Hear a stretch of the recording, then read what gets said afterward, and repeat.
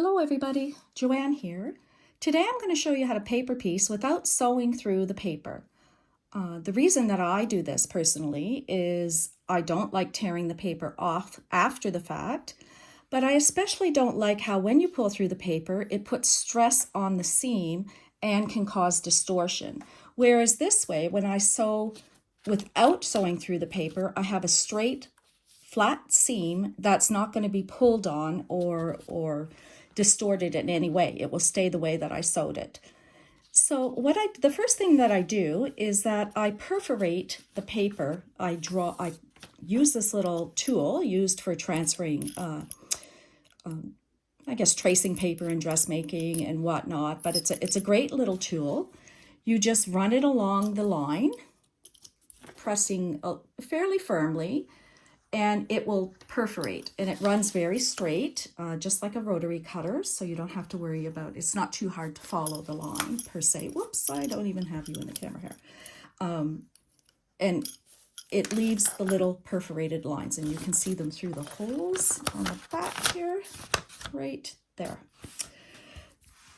So then I just fold all of the lines before I sew any. Like if I'm doing piece one, attaching two, I won't just fold two. I will fold every single line on the paper before I do any sewing. Kind of looks like a little bit of origami, but what it does is when I go to attach piece number two, I will know right away that three is going to start here, and I don't have to go all the way to the end if I don't want to, so that I actually know where this piece number two is going to end, and it's not going to interfere with any other pieces. So that's the main advantage of folding it in advance, and it's a lot easier to perforate without fabric attached to it. So then the first thing I do is I line up number one.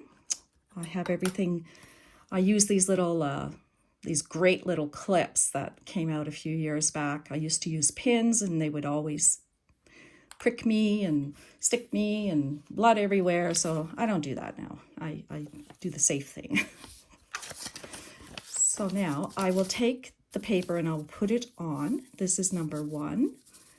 And actually I'm going to go this way because there's a point here. So I'm going to put it all the way over as far as I can go, just so that it's not a big piece. It doesn't matter. You can center it, you can trim it or whatnot. But if I just put it just a quarter of an inch off, it's my quarter of an inch is usually a little skinny. Then I don't have to trim it for the next step, so which you will see in the next step. So I have it ready to go, and now I want to attach number two. So when I open up number two, it's here, and I just moved it, and that's okay. I do put it back when I go to sew it. I don't use any pins usually. You can, if you'd like, you can put a little pin to hold it in place, but I usually don't do that. But that pin will pivot because the whole piece is not secured all the way down, so it can still pivot, but just to keep it in place. So now this is piece number two, and I know piece number two is going to end right here because I perforated the paper and I can see the line where three is going to start. So I need to make sure that two goes a quarter of an inch past where three will start, because that's our seam allowance. I hope you can see that. Let me see.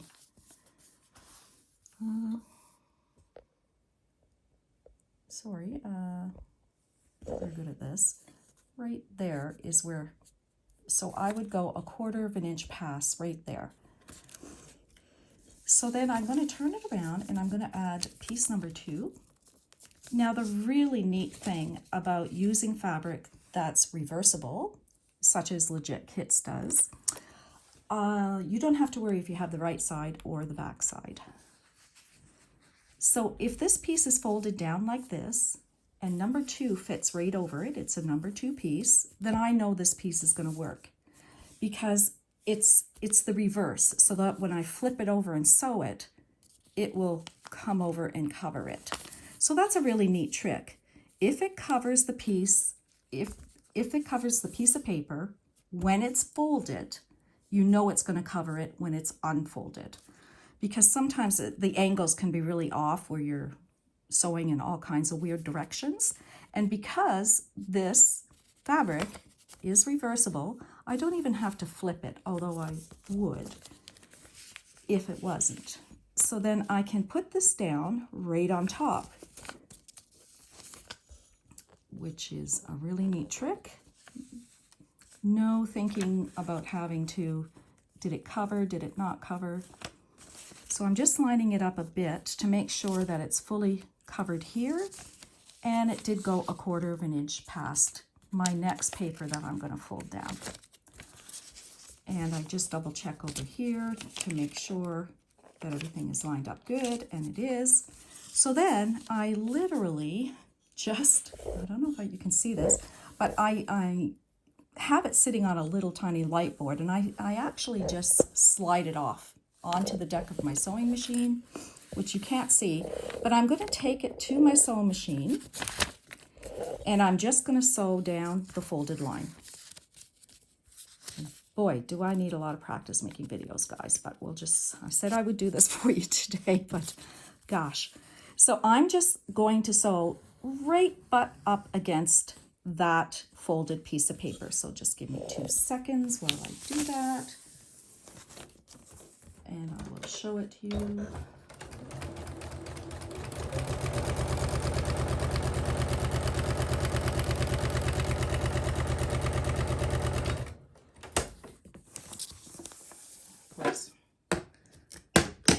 So I'm going to show you. So as you can see, I didn't really put it in any, while it was on the sewing machine, it was lined up. I picked it up quickly. I'm going to put it back in place.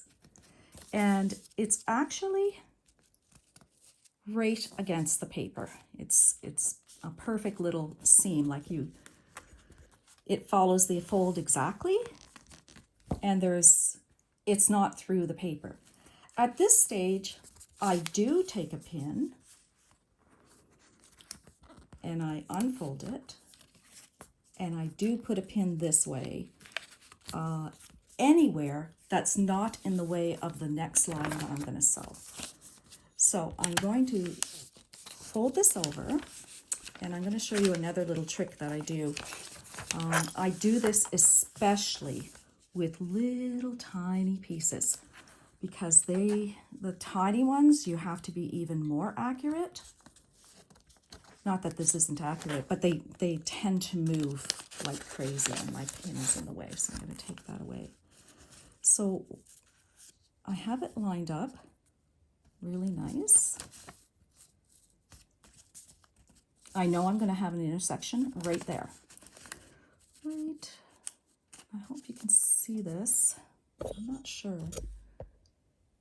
There's going to be an intersection right there. So I'm going to make sure that this paper fold is perfectly lined up. And to be honest, you guys can use as many pins as you want. I tend not to use pins. I was a dressmaker for many years, and you didn't want pin marks and holes and wedding gowns and stuff, so we did everything with our fingers. So I take my rotary cutter and I just guesstimate. It's about 1/4 of an inch. My 1/4 of an inch is pretty much the same on everything I make, so as long as it's consistent. And then I'm going to show you again how I line that up. Hold that in place, because I want to show you something that I do. I don't always do this, but since I am showing you how to do this now, I will show you. So I take a little bit of glue. I usually have a precision glue, and as you can see, as this comes down, this is out into the seam allowance. This is washable temporary glue. I just put a little teeny tiny dab there. Boy, it looks big on the camera, but it's actually really small. And a little teeny dab here, and a tiny, you can barely see it. It's easy to pull off. It's temporary. It doesn't rip the paper if you do pull it off, but it keeps things in place. So I'm going to make sure that's perfect.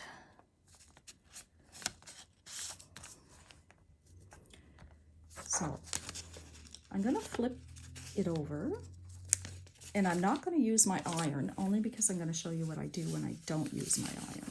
Some people iron, some don't. I always do. I'm going to press that down. And I'm going to put my paper right up against it. And you know what? I'm definitely going to have to do a different video, because this is not, maybe just watching me work would be so much easier than trying to explain it as I do it. So there's like microscopic glue there. I'm going to flip it over. I'm just using my finger to finger press here. You, to be honest, I really do. I do iron, but I'm not doing it now just because for video purposes. Pretend that's my little iron that I pressed. I'm going to turn it back over. I'm going to make sure that it stays in place. It's a thread width away. This is just ridiculously, I think I'm nervous, guys. Really nervous. Okay. There. I'm going to hold it. I'm holding it fairly firmly, closing it, taking my little pin. And number 3 up here is going to be my next piece right here. So I am going to pin right where I know number 3 is going to be an intersection right there. Down here, it's already glued. You can see it does. Oh, I just moved it. Sorry. Let's grab a pin and put it here. Okay. So now this is my number 3. I'm not going to trim this till later. It's the outer edge. But now I'm going to turn it around. And now I'm going to fold number 3. When I fold number 3, you can see it is right on the seam line. This little fold from number 2.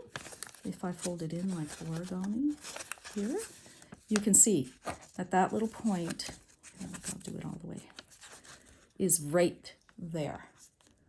So it's quite precise. So then I'm going to fold it over.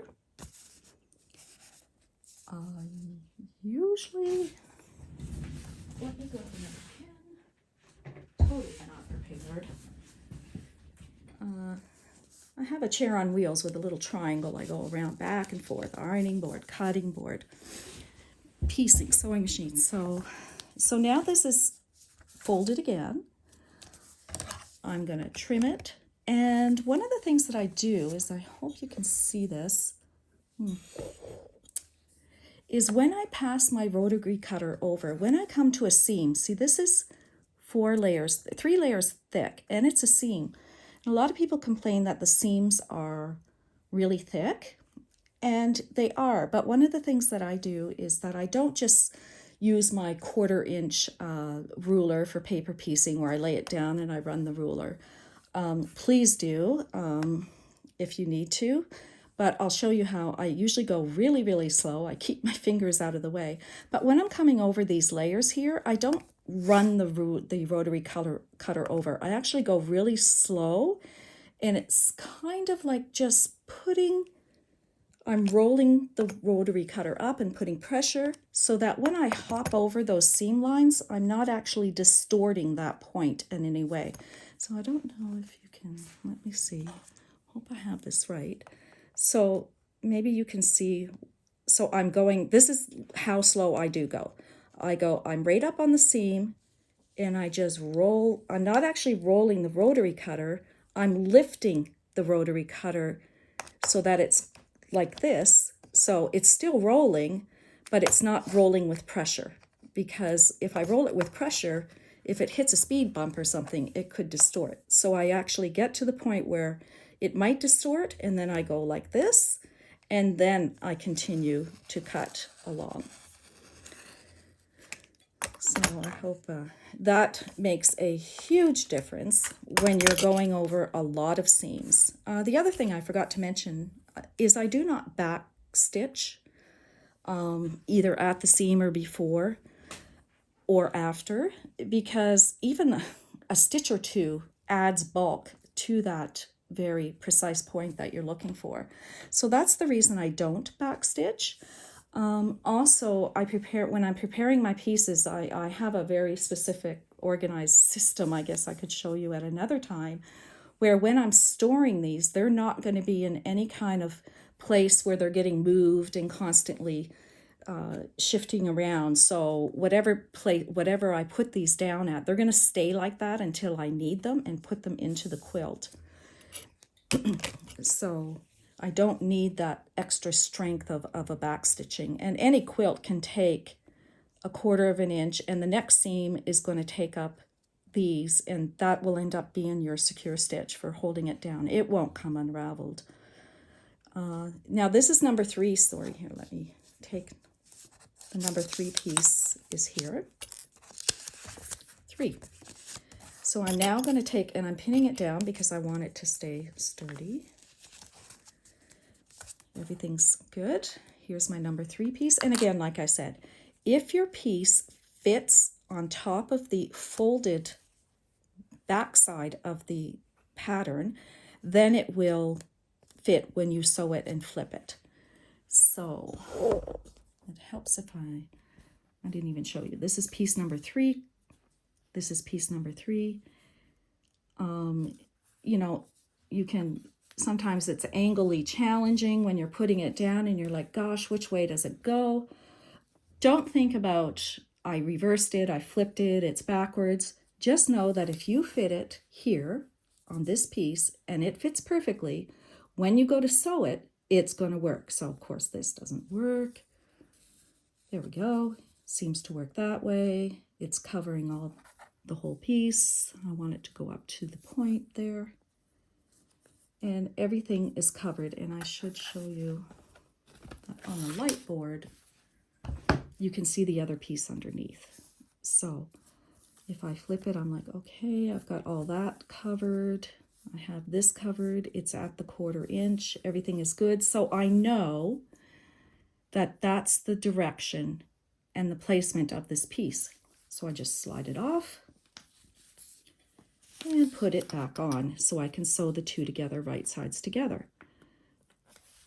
So I'm coming down here. We already decided that that's exactly how it goes. So I put it back in to fit. Oops, sorry.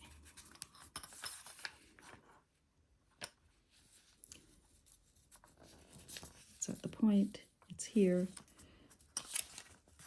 Underneath, it's also good. I'm just going to slide it down a little bit. Slide it down, sorry. I don't need anything here because this is where piece 3 ends, so I just need enough for the seam allowance. I know it's covering all here.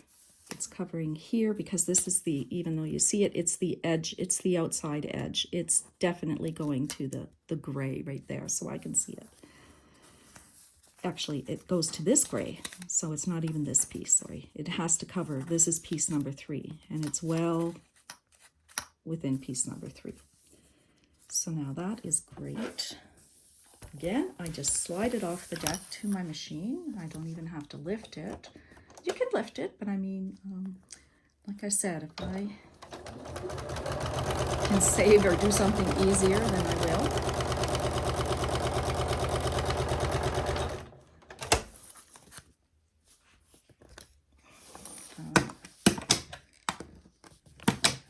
Okay, so I've gone to the sewing machine.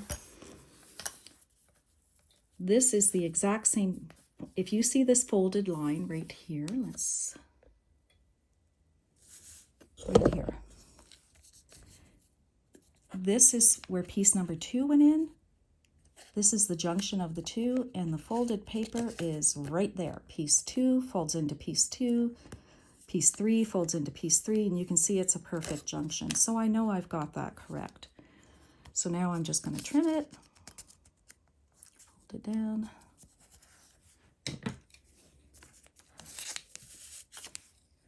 Again, I'm just going to come across and I'm going to push my rotor, just very, very, very, a little bit of pressure, moving it forward, and then I can slide along. So I really, really do take my time with going across any kind of an intersection. So this, I don't know if you can tell, but this feels very, very flat. I feel no bulk whatsoever there, like very, very little. Although there is only two seams going there, but if there were 5 or 6, it would give the same result, a little bit of bulk. Oops, this guy is here. I flip that over, and I'm just going to show you that, hopefully you can see. Let's get it. This folded piece point comes right to that point. So that, I hope they're exactly, it's exactly where it needs to be. Again, I still have a loose piece of paper. I've not sewn through the paper whatsoever. As you see, the paper's still loose. So I just moved it just for the purpose of showing you. Again, I'm gonna just run my finger down there. Normally I would iron it. I don't push it, I don't distort the seam. And I try very hard not to have any stitches showing, like pulling so that the stitches show. It's just barely over there. So now, if I would give this a good iron. So this is the right side. If I put it on the back side, that's where this pattern piece would go. I'm just taking this off so that you can see the whole thing. I usually don't, you know, take it all apart and whatnot. And if I line up the paper right here, you can see that it lines up down there. Gosh, I really hope you can see it. I used bright yellow thread. You can see, well, turn camera, that the paper, when I fold it, all the different ways for all the different pieces, they line up right down where they should line up. 2 lines up with 3, 3 lines up with 1 and 2, 1 and 2 line up. So it's all right there. So then once I know it's in a good position, like this, everybody's lined up good, especially where the junctions are. I'm just going to put a piece of paper. I'm putting a pin in here. I usually put a pin anywhere that it kind of holds the whole unit down, the paper down, because I want to trim it. So then right here, I want to make sure this seam is good, so I'm going to put a pin right there so it doesn't shift. Oops.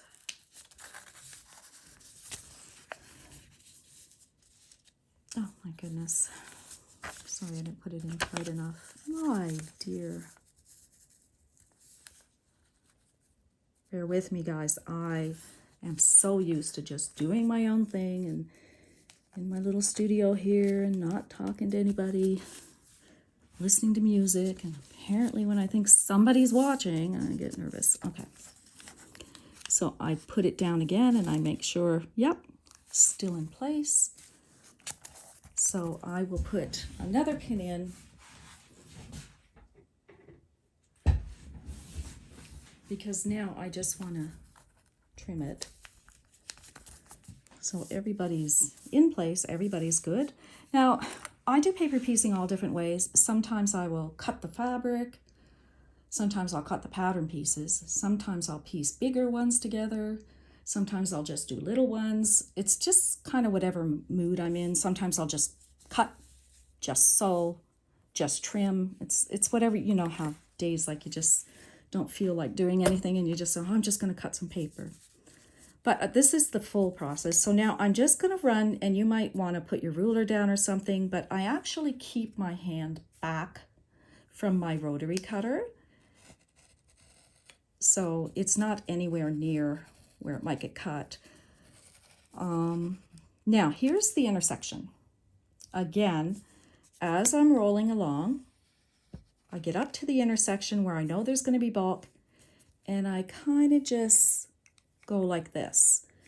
Of course, if it's a very, very slowly, because I want that to be absolutely perfect at those junctions.